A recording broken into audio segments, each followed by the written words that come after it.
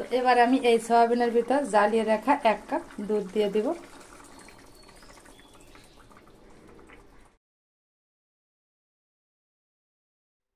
নমস্কার বন্ধুরা, নতুন বন্ধুদের স্বাগত এবং পুরনো বন্ধুদের ধন্যবাদ জানিয়ে শুরু করছি আজকের রেসিপি। দুর্দান্ত স্বাদের একটা রেসিপি হতে চলেছে।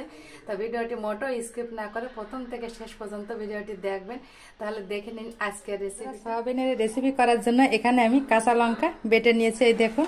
আর এখানে নিয়েছি আমি আদা বাটা। তো কাঁচা লঙ্কাটা বাটার পরে আদাটা বেটেছি, তার জন্য কালারটা একটু এরকম এসেছে, কোনো ব্যাপার না। আর এখানে নিয়েছি কিছুটা মশলা, হলুদ গুঁড়া নিয়েছি, কিছুটা লঙ্কা নিয়েছি, লবণ তো আছেই, আর এখানে আছে জিরার গুঁড়া।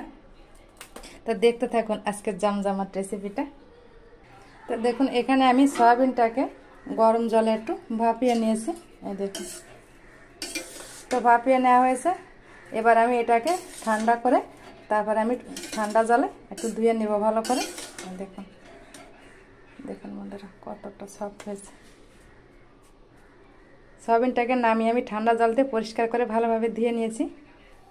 তো এখানে নিয়েছি 1 চামচ পরিমাণ গোটা ধনে, আমি শুকনো খোলা একটু টেলে তারপরে শিলে একটু বেটে নিব। আর জিরাটা তো দেবো না, জিরাটা তো ওখানে আছে, জিরার গুঁড়া। তো আমি ধনেটাকে একটু টেলে জাস্ট বেটে নেব শিলে। সয়াবিন তো অনেকে অনেকভাবেই রান্না করেন, তো আজকে আমি কিভাবে রান্না করছি দেখুন, প্রথম থেকে শেষ পর্যন্ত দেখার অনুরোধ রইল। এটা নামিয়ে নিব।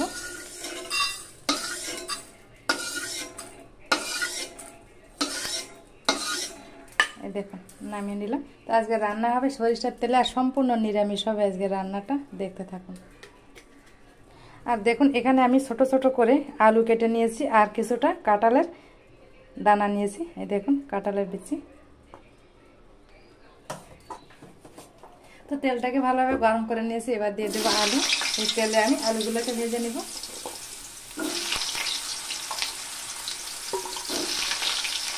হাইটে আলুগুলোকে ভেজে নিব। তো এখান থেকে আমি এটা লবণ দিয়ে দিব হলুদ গুঁড়া। তো হলুদ আর লবণ দিয়ে আলুটাকে ভেজে নিব। তো হলুদ আর লবণ দিয়ে আলুটাকে আমি সুন্দর করে ভেজে নিয়েছি। এবার আমি এটাকে একটা পাত্রে নামিয়ে নিব।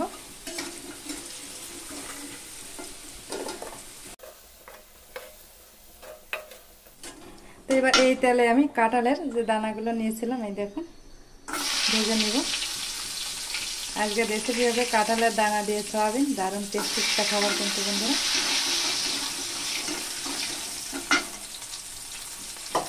তো এখানে হলুদ আর লবণ দেব না, যেহেতু আগে আমার ওই আলুতে হলুদ লবণ দেওয়া আছে, ওটাতেই হয়ে যাবে। তো কাঁঠালের দানাগুলো একটু নেড়ে চেড়ে হালকা ভেজে নিব। তো কাঁঠালের দানাগুলোকে হালকা ভেজে নেওয়া হয়েছে, এবার আমি এটাকে নামিয়ে নিব। এভাবে সব কিছু ভেজে রান্না করলে রান্নার স্বাদটা কিন্তু দ্বিগুণ হয়। আর এখানে আমি সয়াবিনটাকে জলটাকে ভালোভাবে এভাবে চেপে চেপে জলটাকে কিন্তু ঝরিয়ে নিয়েছি, এই দেখুন আরও জল বেরোচ্ছে। আবার একটু চেপে দেব।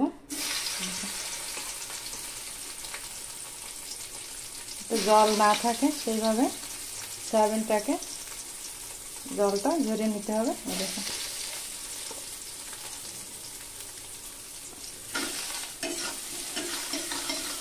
তো সয়াবিনটা দিয়ে উল্টে পাল্টে নেড়ে ছেড়ে আঁচটাকে কিন্তু হাইতে, মিডিয়াম টু হাইতে আমি সয়াবিনগুলোকে ভেজে নিব, দেখুন। তো এই সয়াবিনে দিয়ে দেব লবণ। লবণটা এই সময় দিলে সয়াবিনের ভিতর ভালোভাবে যাবে, আর স্বাদটাও কিন্তু ভালো হবে। দিয়ে দেব হলুদ। তো লবণ আর হলুদ দিয়ে সয়াবিনটাকে উল্টে পাল্টে নেড়ে ছেড়ে একটু ভেজে নিব। তো সয়াবিনটাকে আমার ভেজে নেওয়া হয়েছে, এই দেখুন। এবার আমি পাত্রে নামিয়ে নিব। একটু লাল লাল করে সয়াবিনটাকে ভেজে নিয়েছি।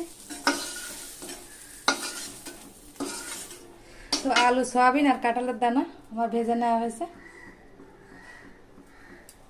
কড়াই দিয়ে দিব তেল, দিয়ে দিব গোটা জিরা। আমি একটা শুকনো লঙ্কা মাঝখান থেকে ছিঁড়ে দিয়ে দেব।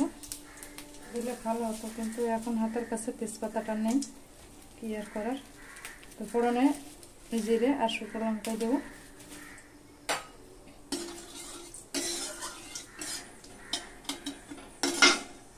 দিয়ে দেবো হালকা একটু চিনি এই তেলের ভিতর।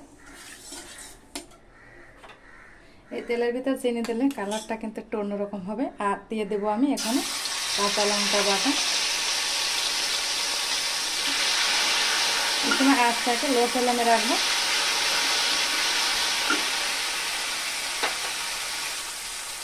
দিয়ে দেবো হলুদ গুঁড়ো, খুবই সামান্য পরিমাণ দিয়ে দেবো শুকনো লঙ্কার গুঁড়ো, যেহেতু ওখানে কাঁচা লঙ্কা বাটা আছে।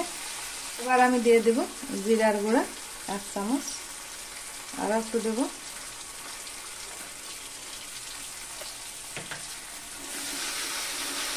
তো মশলাটাকে একটু কষিয়ে নিতে হবে।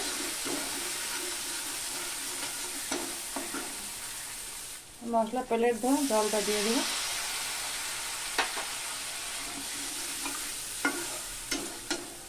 একটু কষিয়ে নিব। তো মশলাটা মোটামুটি কষিয়ে না এসে এবার আমি দিয়ে দিব আদা বাটা। দেখুন আদা বাটাটা আমি এই সময় দেব, আমি তেলের পরে দিলাম না।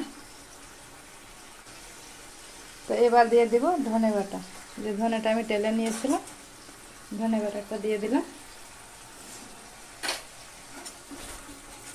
তো নেড়ে চেড়ে মিশিয়ে নিব। ওখানে সয়াবিনে তো লবণ দেওয়া ছিল, লবণটা একটু বুঝিয়ে দিতে হবে, অল্প পরিমাণ লবণ দিয়ে দিলাম। এই দেখুন মশলাটাকে আমি ভালোভাবে কষিয়ে নিয়েছি। মশলাটা একটু তেলও ছুটতে শুরু করেছে, খুব সুন্দরভাবে কিন্তু মশলাটাকে কষিয়ে নেওয়া হয়েছে। মশলা কোনো কাঁচা গন্ধ নেই। এবার আমি ভেজে রাখা সয়াবিন, আলু আর কাঁঠাল দানা দিয়ে দেবো। দিয়ে মশলার সঙ্গে ভালোভাবে একটু মিশিয়ে নিব। তো এই দেখুন বন্ধুরা, মশলার সঙ্গে ভালোভাবে আমি সয়াবিনটাকে কষিয়ে নিয়েছি, সয়াবিন, আলু আর কাঁঠাল দানা। দেখুন এবার আমি এর ভিতর গরম জল দিয়ে দেবো। অবশ্যই কিন্তু গরম জলটা ব্যবহার করতে হবে। আমি অন্য একটা পাত্রে গরম জল করে নিয়েছি, এই দেখুন এবার দিয়ে দিব।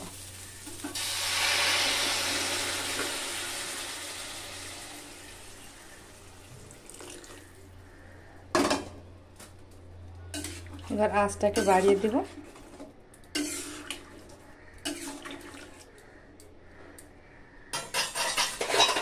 বাড়িয়ে দিয়ে এবার এটাকে ঢাকা দিয়ে দিব 5 মিনিটের জন্য। ফিরে আসছি 5 মিনিট পর।